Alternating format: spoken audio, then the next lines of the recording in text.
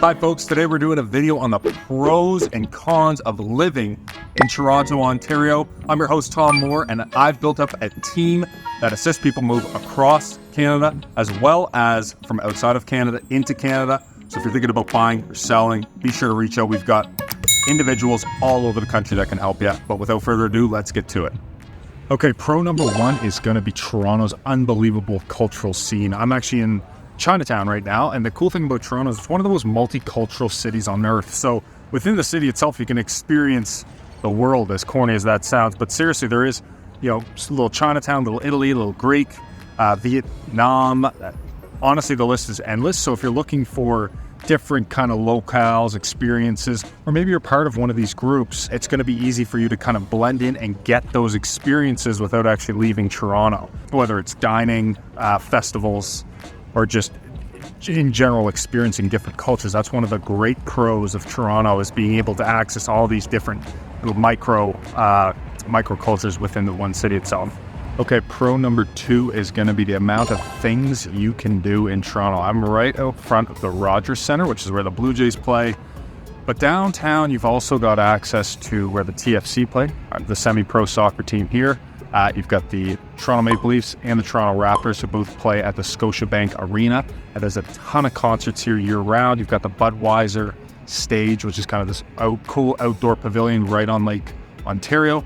And then you've got other things like Toronto International Film Festival. There's a ton of different festivals that occur, whether it's cultural, music, or even sporting throughout the year. So there's just always something going on in Toronto, and you're always going to be able to find something to do. You're never going to be bored, which is great. There's the TIFF entrance. The Toronto International Film Festival's on. That's where it is. And it also kind of occurs basically down the street that way. See the Prince of Wales Theatre as well. Sorry for the lighting, but this is the Four Seasons Performance Center. So they have live opera. It's more of an art center, like your downtown Toronto. All right, pro number three is going to be your range of neighborhoods. So Toronto is obviously a massive city, and you're going to have a wide range of neighborhoods. You can get trendy neighborhoods that are close to downtown, that are historic, young family, student-based neighborhoods, young professional neighborhoods. It really depends on what you are looking for. So at the end of the day, figure out what it is you want, shop around. We're putting a couple neighborhood spotlights on here to just touch on some of the more popular neighborhoods around Toronto. So if you click on this channel and search through the Toronto kind of playlist, you should be able to walk through a few. But the one thing you're going to find here is that because the city's so big, there's such different price ranges in terms of what people are looking for economically. And then obviously the diversity of both culturally, age-wise, and demographics. You're going to have a lot to choose from. Okay, pro number five is going to be your access to transportation options, as well as this thing called the GO train. So basically getting around by public transit other than your car. Toronto has a very extensive subway network, as well as streetcars, buses, but they also have these kind of commuter trains called the GO train rail station, which leave right from behind me here, which is Union Station, located in downtown Toronto. But you're going to have access to a lot of different transportation options. One of the other things I wanted to mention too, if you're looking to get on a plane and travel somewhere, Toronto has a few great airports that can help service that. You've got Billy Bishop right in the harbor there, which services kind of more short haul stuff with Porter Airlines. But you've also got one of the biggest airports in Canada, Pearson International, which is about a half-hour train ride away, and that allows you to get basically anywhere in the world. I actually took a flight out here from Halifax. There was a 2-hour, 15-minute flight, and it was $130 round trip. So you can still find some cheap options, but overall, Toronto's going to have a lot of different kind of public transit as well as interesting transit options when you come here. Okay, so pro number five is going to be your access to restaurants and bars. I'm on King Street West right here, and this is a pretty popular kind of, section of the entertainment district. So there's a ton of bars, clubs, restaurants. And one of the cool things about Toronto is that because it's so diverse, when you get into some of the outer lying areas that tend to have specific cultures associated with them, you get some really awesome, authentic food from those cultures. So all throughout Toronto, you're going to find restaurants of many different types of food. We're also going to have really great spots to go out, grab a drink, catch a show, and you can go clubbing as well. Okay, con number one is going to be that Toronto can be pretty expensive.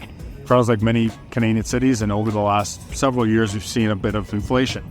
And with that comes higher prices of goods, rents, houses, everything that you use. So an apartment like the one behind me in one of these big buildings here that was a one-bedroom might go for about $2,500 September 2023 here, so that's kind of the current pricing. Grocery stores, you're going to find really put a dent in your wallet. It's better to kind of really pick and choose where you're going to be shopping. Going out, whether you're going for a restaurant or to a bar, that can also be a little bit expensive. And then other things like obviously buying a house. Housing prices in Toronto can be quite astronomical depending on where you're looking. But then there's also things like transportation. So public transit, one way is going to cost you probably about $3.35. So overall, before you move here, you want to just budget for kind of what you're going to need to spend on a weekly basis. Here's some shops. Obviously, Toronto has some great shopping.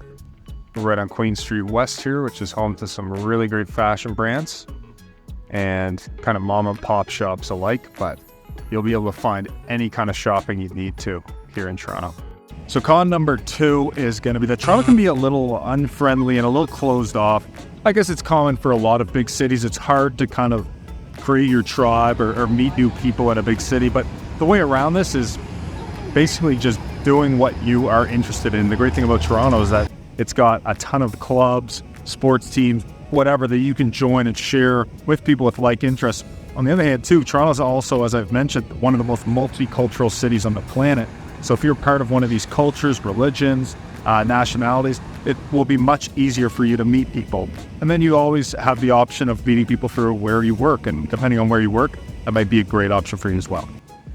So here we are at Yonge and Dundas Square, which is kind of the, I guess, what's it called? Times Square of Canada. Only obviously much, much different. Still a little loud. And there's lots of restaurants, shopping, and things to see, and people watch here. Okay, con number three is going to be the amount of construction that happens in Toronto. It's pretty much constantly happening, whether it's summer, spring, fall, anytime. They're building buildings, they're renovating buildings. So if you're living downtown or in some of the other kind of more built-up areas, you're going to have a lot of that noise pollution happening, often whether it's from traffic or construction. And of course, this also means traffic delays if there's construction on the road. So that's going to be our third con. The con number four is going to be lots of traffic. Now, Toronto is a city of many millions of people, so you're going to have the traffic flows that go along with that. Whether you're commuting in from a town that's kind of located on the outskirts of Toronto, or you're just trying to get around downtown Toronto, you got to plan to be stuck in traffic for a little bit. It's handy when you can get on the subway or use the trains or whatnot. That's probably your best bet for getting around kind of a longer range or even through rush hour. But this is just something you're going to have to kind of come prepared with, is that Toronto does have large traffic flows like many other big cities around the world. Here we are on King and West in Spadina, and as you can see, it's quite the traffic. Well, folks, I hope you enjoyed this video on the pros and the cons of living in Toronto, Ontario, right here in Canada. Once again, I'm Tom Moore, and if you are thinking about making a move within Toronto or anywhere else in the country, be sure to reach out. We've got a massive network of agents all across the country, and we're consistently building it to become even larger.